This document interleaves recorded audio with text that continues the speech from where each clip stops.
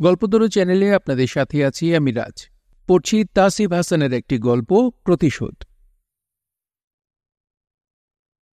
কুয়াশার চাদরে ঢেকে গেছে চারপাশ। কেমন জানি এক ভুতুড়ে পরিবেশ।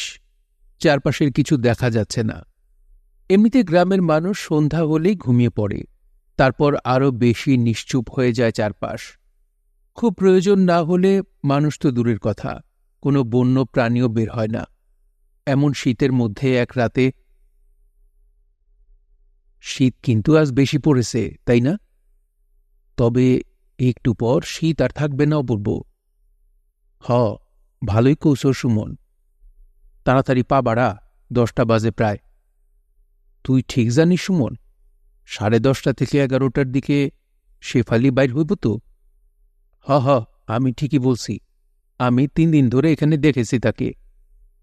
শোন, তোর কাজ হলো পিছ থেকে মুখ ধরে ফেলা। ধরার পর পরই আমি পা ধরে ফেলব।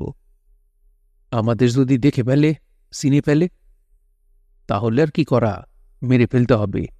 আর জানলে কি, কে কি বলবে আমাদের নিয়ে? বাপ গেছে গত বছর, আর ওদের কাকাও গেল 6 মাস পর। আর কে আছে? 3 বোন, তাদের মায়েরে পাহারা দেওয়ার মতো। এই চান্সে আমার বাপে কাগজ বানিয়ে ফেলছে। আর 1-2 মাস পর ওদের বাড়ি দখল নিব। কাউরে কইস না কিন্তু। দূর সুমন, আমি তোর কথা কাউরে কই? তুই না আমার প্রাণের দোস্ত। ওইসব কথা পরে ক। কি কি আনছো সাথে? রশি, চাকু, রুমাল, টর্চলাইট। রুমাল কেন? আরে মুখ বাঁধতে হবে না, না হলে মাগি তো চিল্লে গ্রাম জাগাইব। তোর মাথায় বুদ্ধি আছে রে অপূর্ব। তুই না থাকলে আমি একা কিছুই করতে পারি না। আমার মাথায় বুদ্ধি কম।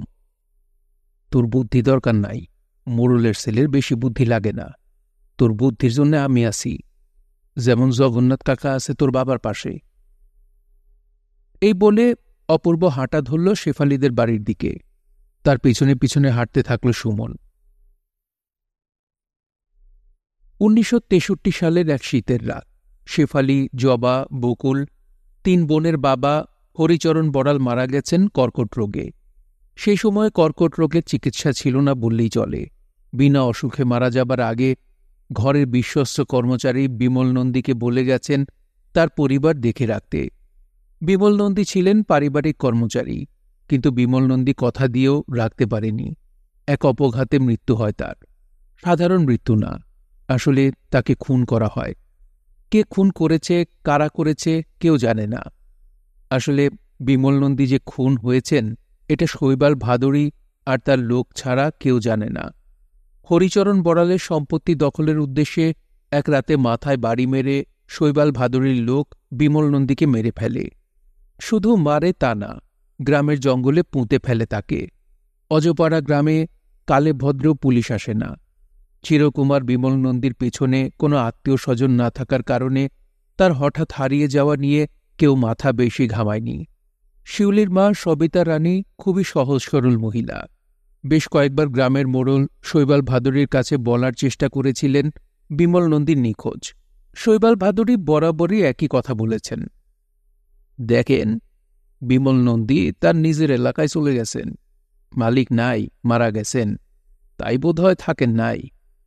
এই জগতে কেউই মাগনার কাটতে চায় না। যদিও সবিতা রানী এই কথা বিশ্বাস করেননি, কারণ ওই পরিবারের সবাই জানে বিমল নন্দী শুধু বিশ্বস্তই ছিলেন না, অনেক বেশি দায়িত্ববান ও নিষ্ঠাবান ছিলেন। না বলে এই পরিবারকে ফেলে রেখে যাবার মতো মানুষ সে না। তিনি ছিলেন এই পরিবারেরই অংশ। বিমল নন্দী হারিয়ে যাবার পর পারিবারিক রাখি ব্যবসা বন্ধ হয়ে যায়। গুদামজাত করা, যেসব চাষি জমি বর্গা দেওয়া, সেসব আয় থেকে চলে হরিচরণ বড়ালের পরিবার। প্রতি সিজনে গ্রামের বর্গা চাষিরা বুঝিয়ে দেয় ধানের ভাগ, আর তারাই সেই ধানের বেশিরভাগ অংশ বিক্রি করে টাকা এনে দেয় সবিতার হাতে। সহজ সরল সবিতা এই নিয়ে মাথা ঘামায় না, আর গ্রামের বর্গা চাষিরাও কখনো ঠকানোর চেষ্টা করে নাই। কিন্তু সমস্যা তৈরি হয়েছে গ্রামের মোড়ল শৈবাল ভাদুড়ীর। তার নজর গেছে জমি দখলের দিকে। সবিতা রানী বড়াল ও তার মেয়েদের উপর তার খারাপ নজর আছে। সুযোগের অপেক্ষায় আছে লম্পট মোড়ল শৈবাল ভাদুড়ী। কিছু কাগজ সে তৈরি করেছে, যেখানে লেখা জমি বন্ধক নিয়ে হরিচরণ বড়াল অনেক টাকা ধার নিয়েছিল বছর কয়েক আগে। সেই টাকা সুদে আসলে এখন জমির মূল্যের চেয়েও অনেক বেশি। হয় সমস্ত জমি লিখে দাও অথবা টাকা ফেরত দাও। আর এই টাকা ধার নেওয়া সাক্ষী ছিল বিমলচন্দ্র, তার টিপসই আছে। যেহেতু বিমলচন্দ্র মরে গেছে, তাই তার টিপসই পরীক্ষা করার মতো কেউ নাই। এখন আরও 2-3 জন সাক্ষী দরকার শৈবালের। শৈবালের ডান হাত জগন্নাথ মোদক সাক্ষী তো দিবেই, তবে আরও 2-3 জন শক্তিশালী মানুষ সাক্ষী হলে কাগজটা পাকাপোক্ত হবে। এই কথা ভেবে যাচ্ছে যখন শৈবাল ভাদুড়ী, তখন এদিকে সুমন ভাদুড়ী ধর্ষণের পরিকল্পনা করেছে শেফালিকে। আজ সেই পরিকল্পনার অনুযায়ী সে শেফালিদের বাড়ির দিকে যাচ্ছে।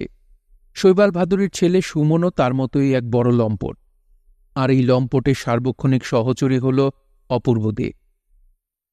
ঘন কুয়াশা আচ্ছন্ন এবং শুনশান নীরবতা এক ভৌতিক পরিবেশ তৈরি করে আছে। বনের পাশ দিয়ে হেঁটে যাবার সময় ভয় লাগছিল সুমন আর অপূর্বের। কেমন জানি গা ছমছম করে ওঠে। এই গ্রামের বেশিরভাগ মানুষ আগে ভাগে শুয়ে পড়ে। রাত জাগলেই তেল খরচ হবে, তাই আগে আগে শুয়ে পড়ে গ্রামের লোকেরা। আর রাত 10টা-11টা মানে তো মধ্যরাত। শুধুমাত্র প্রাকৃতিক কাজ ছাড়া কেউ ঘরের বাহিরে আসে না। অল্প অল্প টর্চলাইট জ্বালিয়ে এগিয়ে যাচ্ছিল সুমন আর অপূর্ব। যদিও টর্চলাইটের আলো কুয়াশা ভেদ করে খুব দূরের কিছু দেখা সম্ভব নয়। খানিক দূরে এমন সময় টর্চলাইটের আলোয় বনের মাঝে আবছার কিছু দেখা যায়। মনে হয় কোনো মানুষ। আলো ফেলে বনে অপূর্ব। চমকে যায় দুজন।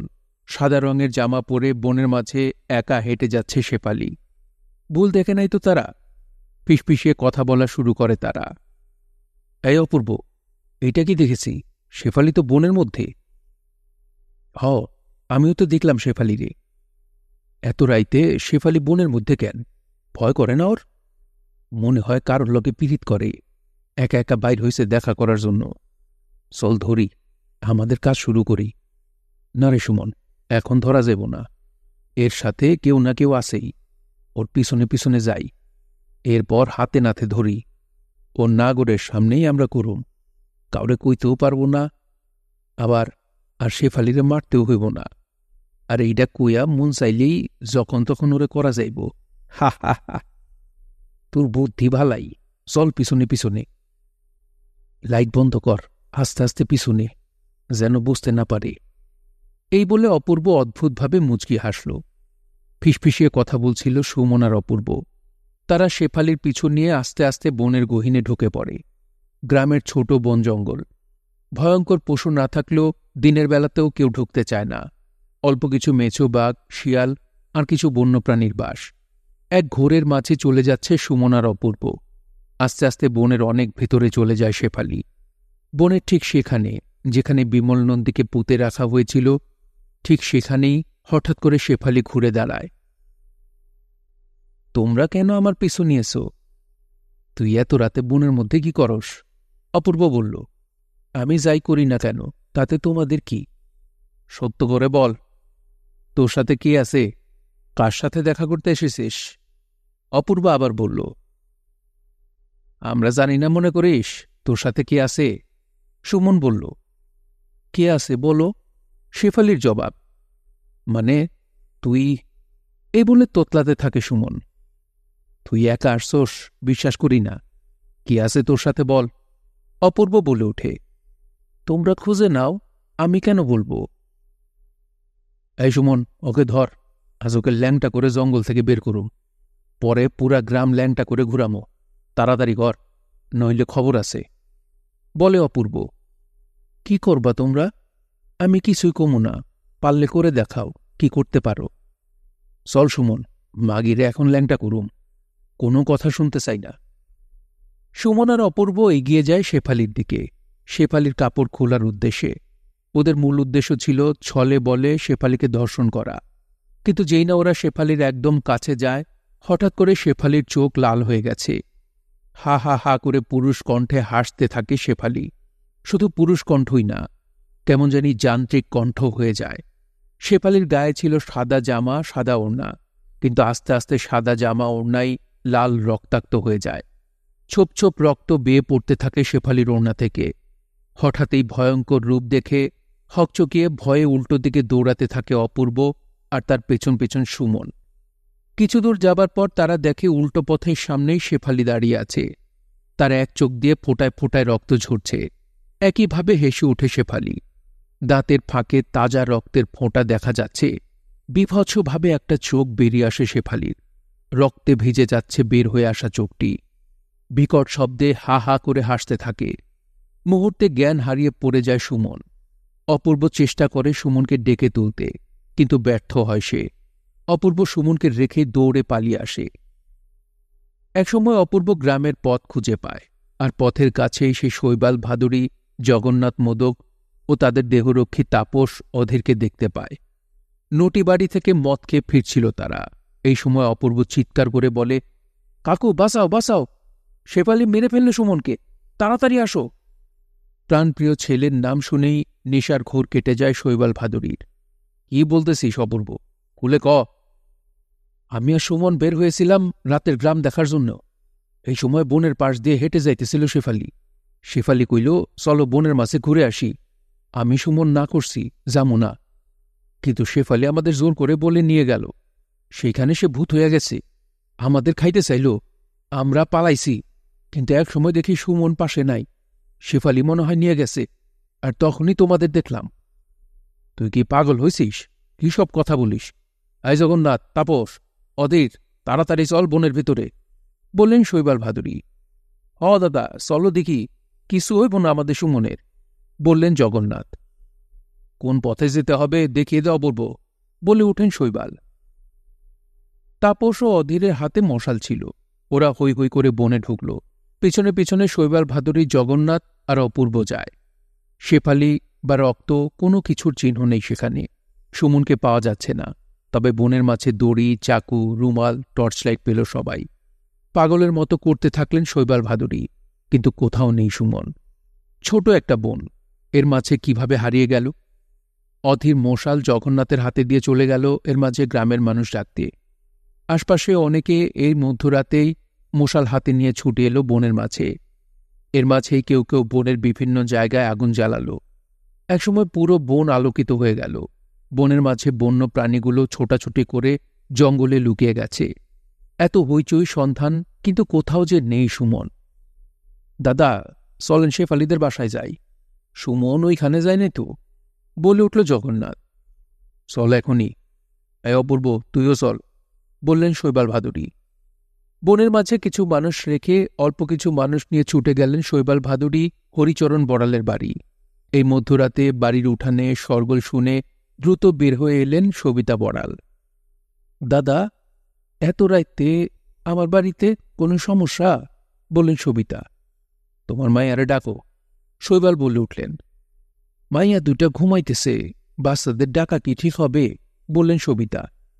সবাইরে ডাকতে হইব না, তোমার বড় মাইয়া শেফালিরে ডাকো, ও সজাগ আছে, বলে উঠলেন শৈবাল।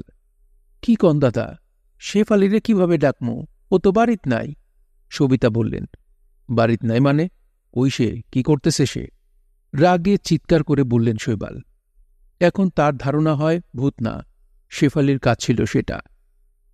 শেফালির বিয়ার কথা চলতেছে, আজ সকালেও গেছে মামুর বাড়ি। সেখানেই কাল পাত্র আসবো দেখতে। আমি একা মানুষ, মামুরাই ওর বিয়ে ঠিক করতেছে, বললেন সবিতা। সত্যি কইরা কও, শেফালি কই গেছে? ও আজ রাইতে বনে যায় নাই, বললেন শৈবাল। বনে যাইব কিভাবে? কালো কি গ্রামেই সে নাই, বললেন সবিতা। জগন্নাথ, নলদায় কাউরে পাঠাও, সবিতার ভাইয়ের বাড়ি। 2 গ্রাম পর, আইতে যাইতে তো বেশি সময় লাগব না, বললেন শৈবাল ভাদুরী। রাতভর কেউ ঘুমায়নি, পুরো গ্রাম যেন জেগে। নলদা গ্রামে যেয়ে দেখা গেছে শেফালি সেখানে ঘুমায়। সে সত্যিই কালুখিতে নাই। তাহলে কি ছিল, কে ছিল? বারবার জিজ্ঞেস করাতে অপূর্ব ভয় পেয়ে যায়। একসময় সব সত্য কথা বলে, কেন তারা বের হয়েছিল, কি ছিল তাদের পরিকল্পনা। কিন্তু শেফালির ছদ্মবেশে কে তাদের বনের মধ্যে নিল? গোপনে হত্যা করে বিমল নন্দীকে পুঁতে রাখা হয়েছিল। তার বিদেহী আত্মা কি এই কাজ করছে? খোঁজ নেওয়া হল। বিমলকে যেখানে পোতা হয়েছে সেখানে কিছু নাই। ভয় এসে ধরে সবাইকে।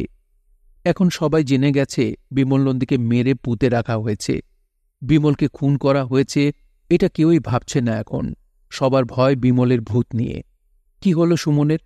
কোথায় নিয়ে গেছে তারে? বনের মধ্যে নাই, তাহলে সুমন কোথায়? কাকু, আমি যাই তাহলে, সকালে আমু। তুমি চিন্তা করিও না, সুমন ফিরে আসবই, বলল অপূর্ব। একা যাবি কে? কাউরে নিয়ে যা, গ্রামের অবস্থা ভালো না, বললেন শৈবাল ভাদুরী। গ্রামের সবাই সজাগ, এখন সমস্যা নেই কাকু, অপূর্ব প্রত্যুত্তর দেয়। কিছুদূর যাওয়ার পর অপূর্ব দেখে সামনের বটগাছের উপর বিমলনন্দী বসে আছে। বরফের মতো জমে যায় অপূর্ব। মুখ দিয়ে কোনো কথা আসে না। ভয়ের আরও কারণ হল, বটগাছের নিচেই ক্ষতবিক্ষত সুমনের লাশ পড়ে আছে। কি বিভৎস অবস্থা সেই লাশের! লাশের গায়ে কোনো কাপড় নেই, একটা চোখ তুলে ফেলা হয়েছে লাশের। কি করবে ভেবে পায় না অপূর্ব। ভয়ে তার শরীর জমে যায়, পা যেন অবশ হয়ে গেছে। আমাকে ছেড়ে দাও, আমার কোনো দোষ নাই, বলে অপূর্ব। কে কইছে তোর দোষ নাই? অপরিকল্পনা তোর ছিল, আমি জানি, আর জীবনে এই ভুল করুম না, আমারে মাফ করে দাও। তোর মাপ নাই, তুই ভেবেছিলি ওদের কেউ নাই, আমাকে মাইরা তোরা পার পাইয়া গেছিস। আমি মারি নাই কাকু, আমি জানতাম না আপনারে মাইরা ফেলেছে। তোর কত বড় সাহস, তুই বড়াল বাড়ির দিকে নজর দিয়েছিস? তুই শেফালিকে ল্যাংটা করে গ্রামে ঘুরাবি? আমার মাফ করে দেন, আমি আর কোনোদিন খারাপ কিছু ভাবব না, আমি ভালো হয়ে যাবো।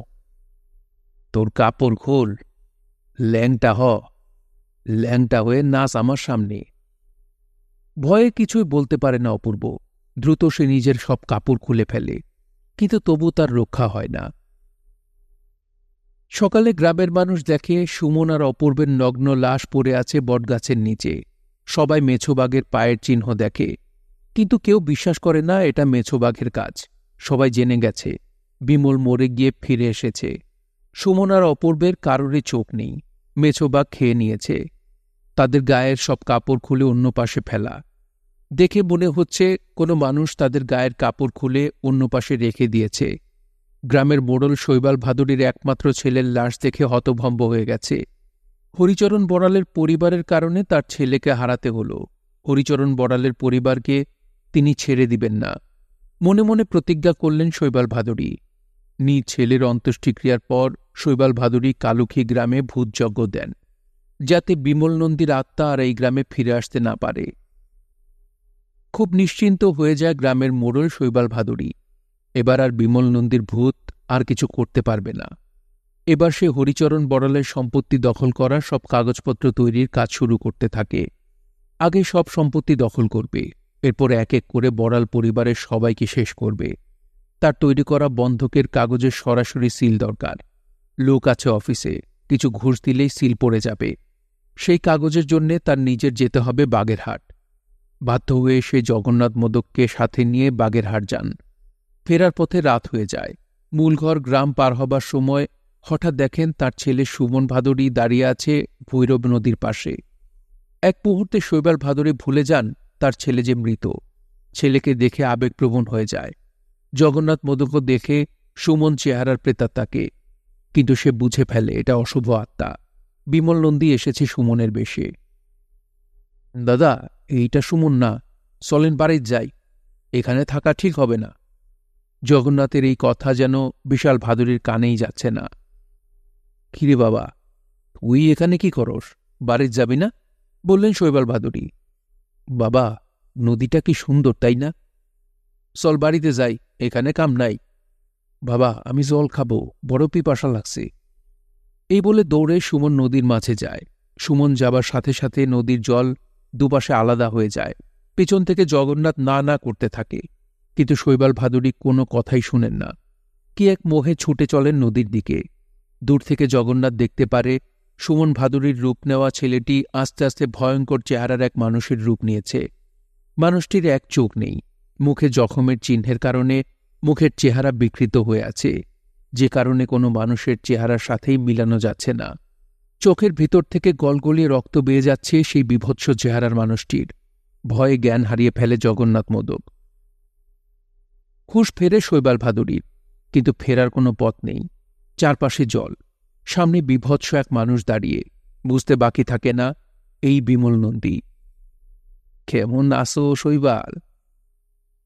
আমারে মাপ করে দে বিমল, আমি সব কাগজ ছিঁড়ে ফেলাছি। তোর পোলা বড়াল বাড়ির দিকে কুনজর দিয়েছিল, ওরে খাইয়া দিছি, কিন্তু তবু তোর নজর ফিরল না। সম্পত্তি খাবার এত লোক, আমি তা ওতে দিব না। আমারে মাপ করে দে, আমার ভুল হয়ে গেছে। আমি বুঝতে পারছি আর কোনোদিন খারাপ কাজ করব না। গ্রামে মন্দির দিব, আমার সব সম্পত্তি দান করে দিব। মাফ আমি করব। জগন্নাথ, অধীর আর তাপস মিলে আমাকে মারল তোর কথায়। সেদিন মাপ কোথায় ছিল? আমার ভুল হয়ে গেছে, আমি বুঝতে পারি নাই। আমি শ্রাদ্ধ করব তোর নামে, পূজা দিব, আমারে ছেড়ে দে ভাই। কিন্তু মুহূর্তে আরো বিভৎস হয়ে যায় বিমল নন্দী। জল এসে গ্রাস করে চারপাশ থেকে। সকালবেলা গ্রামের মানুষ তাকে অজ্ঞান অবস্থায় পায়। দূরে নদীর পাশে পাওয়া যায় শৈবাল ভাদুরীর লাশ। মাছের খাওয়া ক্ষতবিক্ষত শরীর পড়ে আছে, পরনের কাপড়ও ক্ষতবিক্ষত, আর একটা চোখ যেন কেউ খুলে নিয়েছে। ভৈরব নদীতে কোনো রাক্ষসে মাছ আছে কারোর জানা ছিল না। আশপাশের গ্রামের মানুষ ধরে নেয় বিমল নন্দীর অশান্ত আত্মা এ কাজগুলো করে যাচ্ছে। ভয়ে এলাকার মানুষ আর স্নানে নামে না ভৈরব নদীতে। নদীতেও যেন আগের চেয়ে বেশি স্রোত আর জল বেড়ে গেছে। এভাবে এক এক করে জগন্নাথ, তাপস আর অধীরকেও বিভিন্ন সময় এক চোখবিহীন মৃত অবস্থায় পাওয়া যায়। তাদের মৃত্যুর পর আর গ্রামে কোনো অশান্তি দেখা যায়নি। বিমল নন্দীর নামে গ্রামে কালী মন্দির প্রতিষ্ঠা করে শেফালি বড়াল। গ্রামের মানুষ এরপর অন্যায় করতে ভয় পায়। সবাই জানে অন্যায় করলে বিমল নন্দী আছে। শুনছিলেন তাসিফ হাসানের গল্প প্রতিশোধ। গল্পটি আপনাদের কাছে কেমন লাগলো তা অবশ্যই কমেন্ট করে আমাদেরকে জানাতে পারেন। ভালো লাগলে একটি লাইক করবেন, চাইলে শেয়ার করে অন্যকে শোনার সুযোগ করে দিতে পারেন। সবাই ভালো থাকবেন, সুস্থ থাকবেন এবং গল্পতরুর সঙ্গেই থাকবেন। ধন্যবাদ।